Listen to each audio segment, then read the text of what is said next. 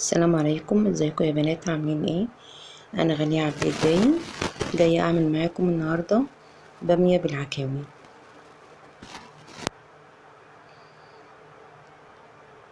هنجيب البصل. انا هنا عملت بصلتين، تفرميهم او تخرطيهم بالسكينة، تحطي سمن او زبدة وزيت وتحمريهم.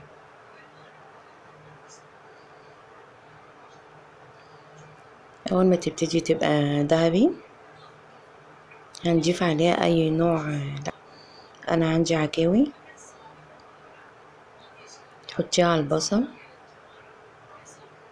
عشان تاخد صدمة تحتفظ برضو الفلفل الاسود في الوقت ده بيدي طعم احلى.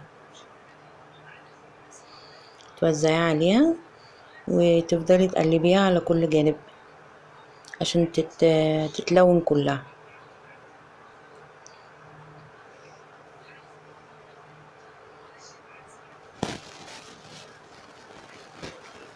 طبعا الطريقة دي لسنة اولى جواز اللي هما لسه ما يعرفوش يطبخوا. هنا بعد ما اتحمرت على خفيف طبعا هنضيف طماطم فريش.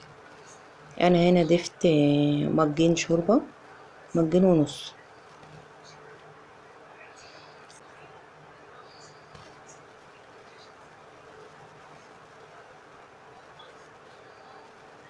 وهنقلبهم كويس علشان يدوبوا.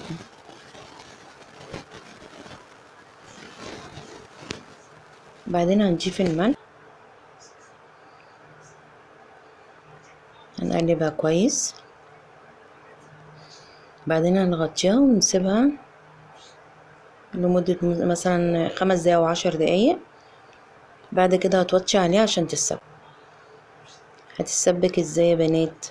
هتلاقي السمن او الزيت والزبدة اللي انت حمرتي بيهم البصل هيبقى طلع كده على الوش. في المرحلة كده تبقى تتسبكت.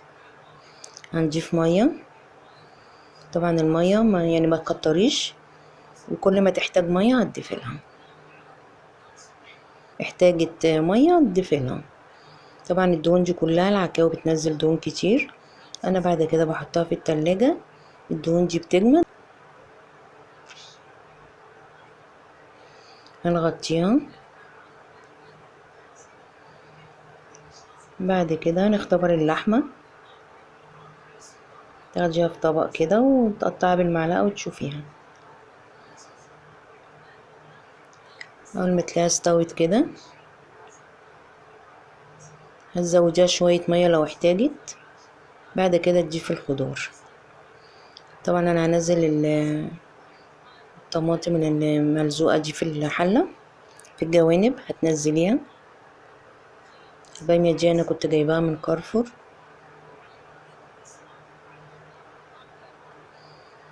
بس للأسف طلعت كبيرة. انا ضفت كيسين بس الكيس التاني ما صورش.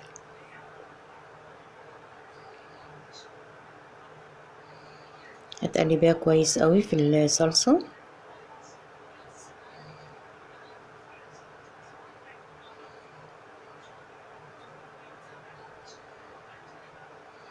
لو انت شايفة ان هي محتاجة مية هتزوديها. انا هنا زودتها شوية. بعدين هتغطيها وتسيبها تستوي. طبعا بعد كده هتضيفي توم مفروم وفلفل سبايسي، بيبقى طعمه احلى. ممكن تخرطيه او تفرميه. اهو انا بضيفهم، هنقلبها كويس ونسيبها برضو على النار شوية علشان الفلفل والثوم يستوى معاها.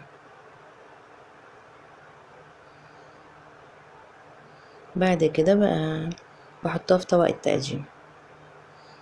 طبعا الوصفة دي لسنة اولى جواز واللي لسه ما تعلموش. الامهات طبعا اشطر مننا بكتير.